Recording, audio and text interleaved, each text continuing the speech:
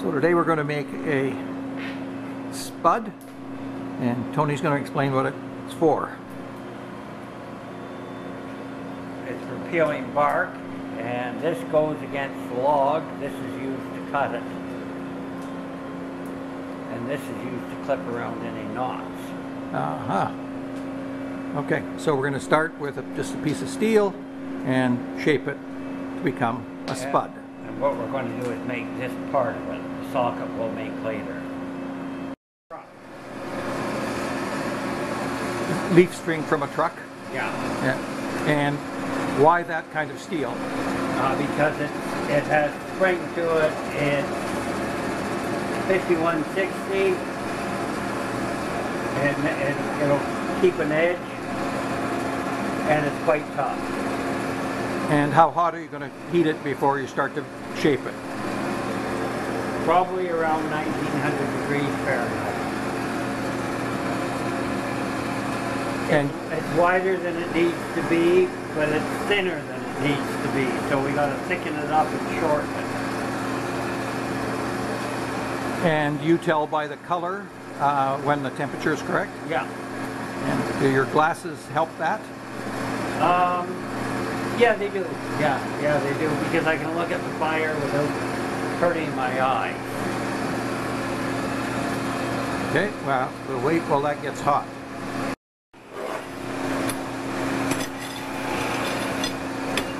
So that's banking the fire to keep the heat in. Keep the heat in. Keep the heat in and provide fuel for later. You don't want the fire to get down.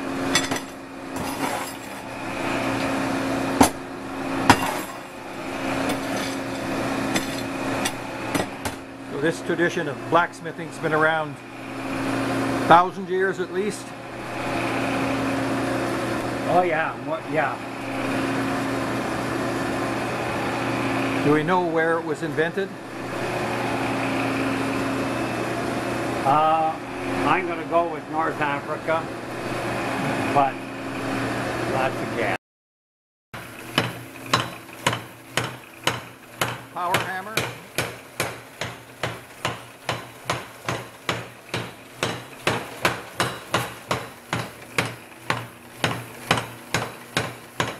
And he watches the color so that it's still hot enough to be able to be shaped.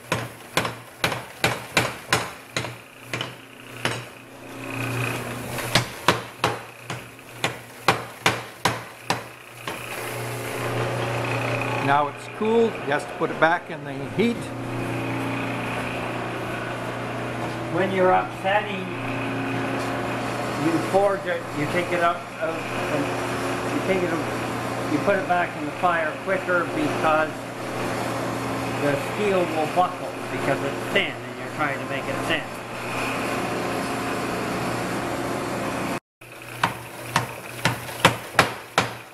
Now you can see the shape has changed.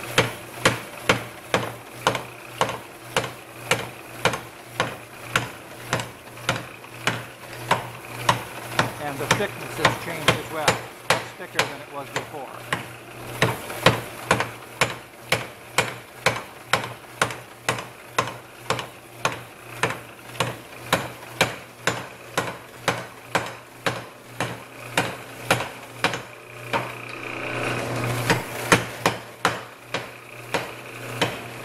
The dark end is cooling, and then one at the top is still red hot, so we can still shape that.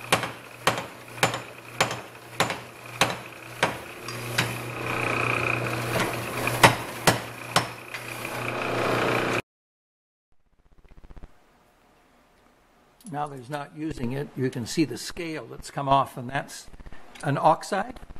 Yeah. And it's created by the heat and the oxygen changing the outside of the metal. Metallic iron oxide. Okay. Magnetic iron oxide. Okay. So this is the beginning of making of the notch. He's going to use this tool to drive it, make a indentation so that he'll be able to cut the notch.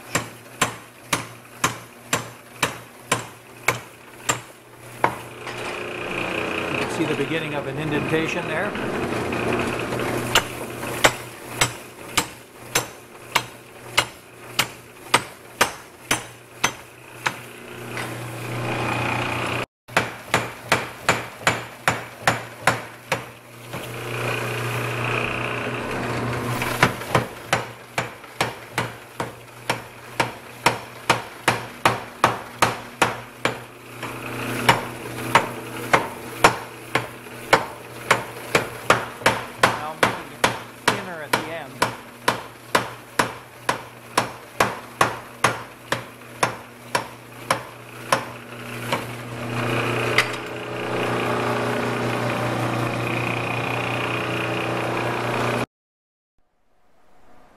Okay, this is what we're making. See how this comes down like that? Yeah. Comes to an edge. Edge, yeah. It also comes to an edge in the front and that way. This is the thickest point, is right here at the... Right. So now you're going to be making the edges? Yeah, and so what we'll do here is, you see this is thick, maybe just a tad thicker than the other, but it'll come down when we forge it. It'll come out, it'll be oversized, and then we'll trim it. Okay. Because it's easier to trim than it is to add.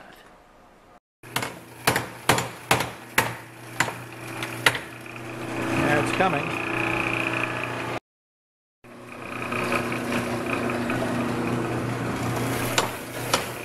A different shaped tool to help change the angle.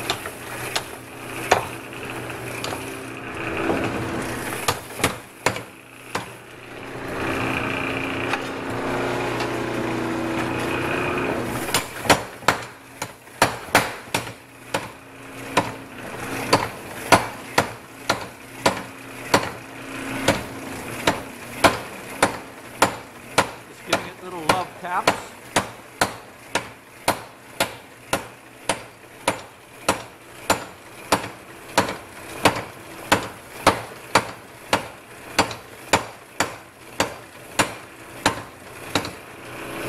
The dome. Okay, so you're going to start and shape it. Yeah, and then it'll come down. It'll make that side much narrower. It'll make it into a wedge shape. Okay, so that's the edge that you're going to be eventually making sharp.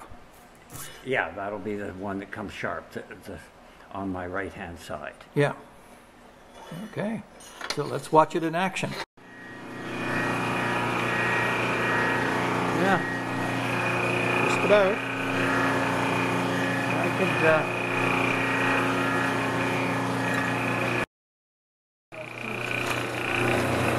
Okay, so now we're going to start shaping the edge.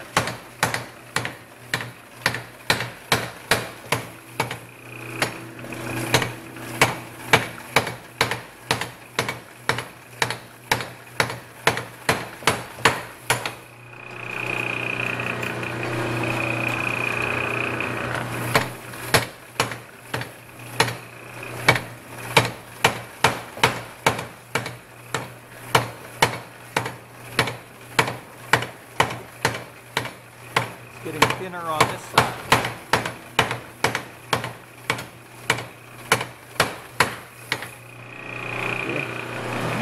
You start to see it getting thinner.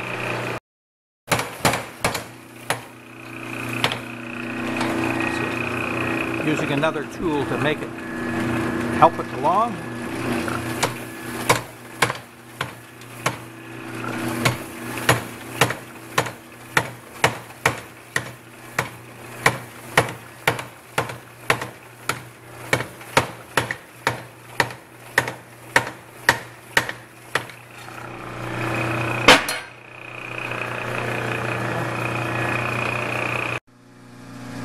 Okay, what we're going to do, but we can't film, is we're going to be hitting this to sharpen, to make that straight edge on the end of that. So next time you see it, it should have a straight edge.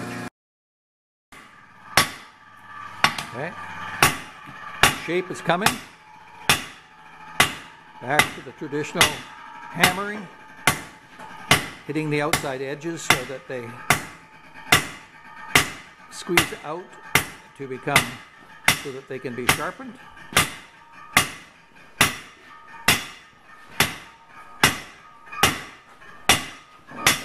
Experienced blacksmiths know exactly where to hit, how many times, and when the steel is ready to be changed.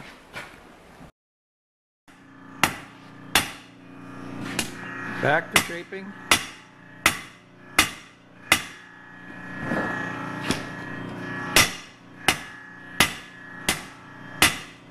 You can actually see the metal getting thinner.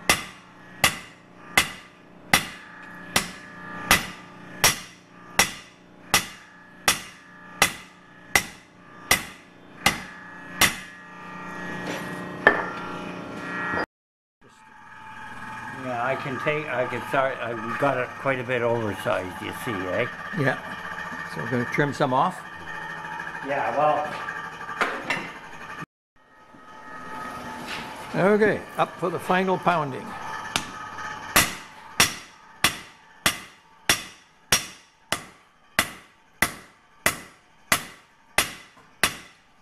Got to hammer at a slight angle right on the edge so that you can make it as thin as possible. Any kind of roughness can be taken off when it's being ground.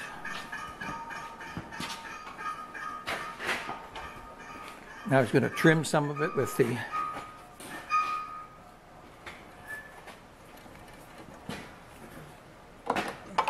okay, you're all right there? Yeah, I'm going to take another bite.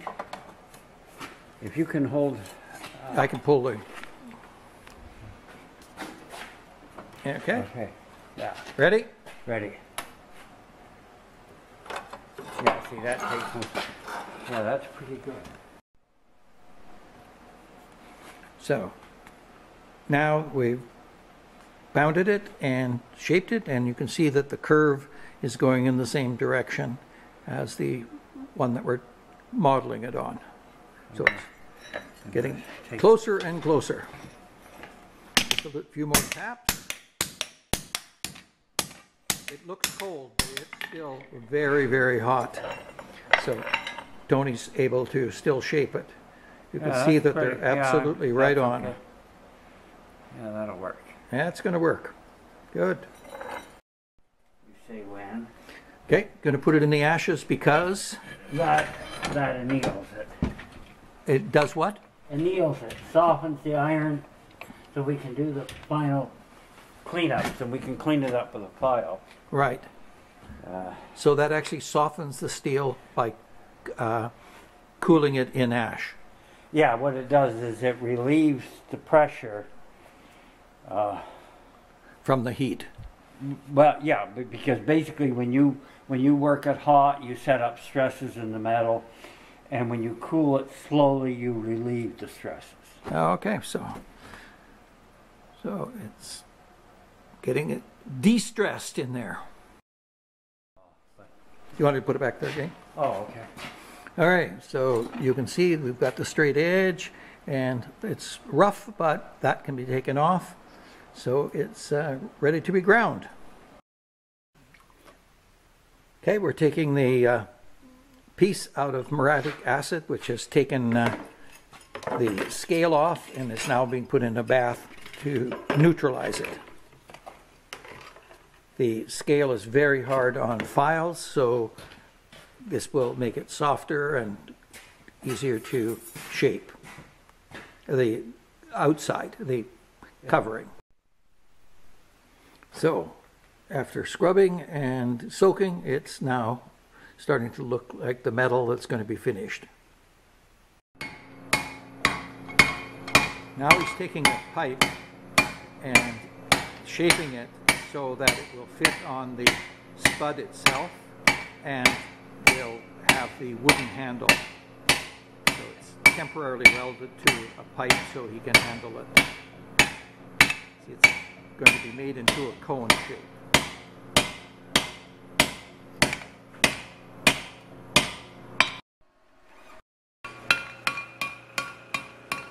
So this is the final shaping. You can see the scale that's being knocked off. That's the oxidization from the heat. That's a little plug that was in it. So, a couple more visits and it will be finished.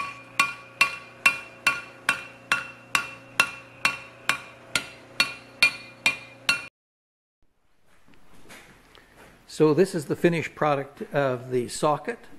So this end will be attached to the spud itself, and this end will have the wooden handle, which we'll show you after the filing how the wood is going to fit in there. So this is the filing that's going to make the final shape. And it just takes a lot of good old-fashioned elbow grease to shape it. Very sharp file, because the steel is extremely hard. And you can see Tony's making an edge, like a knife edge. Being very careful not to cut himself, because he hates getting blood on his work. Makes it rust. Okay, we'll show you the... So here Tony's using a sanding disc on a grinder to make the final finish on it.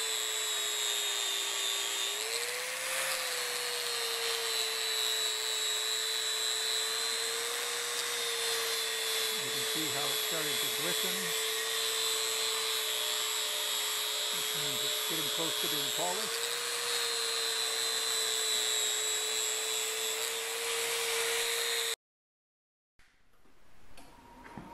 So now that it's polished, the socket is in place, and Tony's going to weld it so it will be there forever. So we can't record this because it's too bright, but you'll be able to see the spark from the side. As he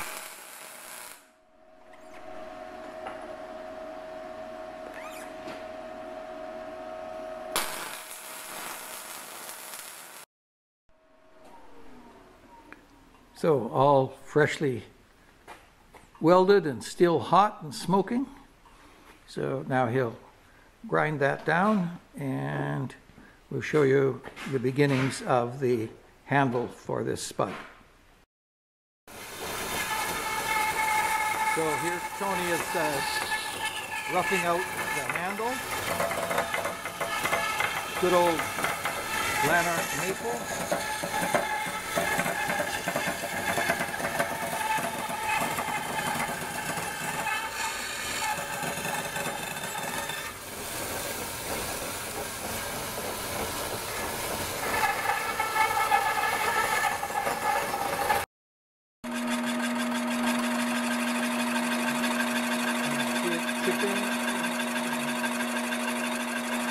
Grinding off.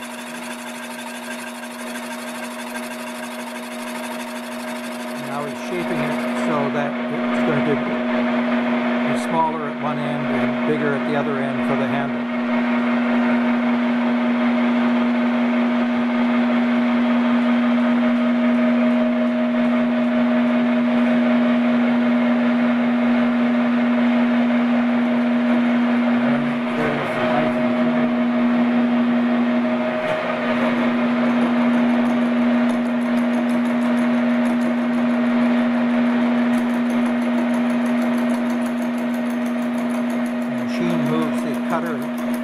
Automatically, and so Tony can go in and shape it almost like by using it by hand.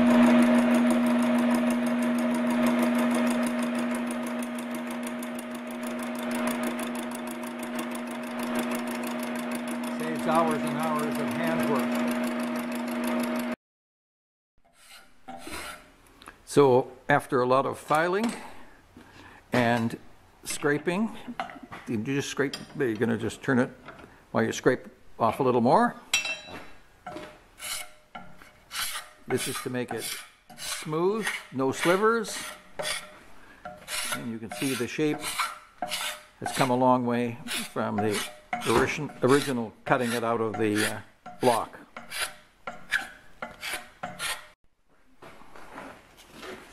Okay, so now he's going to sand it. Holding sandpaper, and you can see the difference.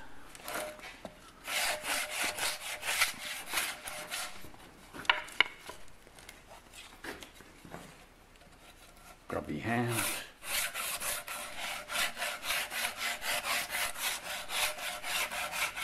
Okay, and now it'll be ready to put the spud on the end.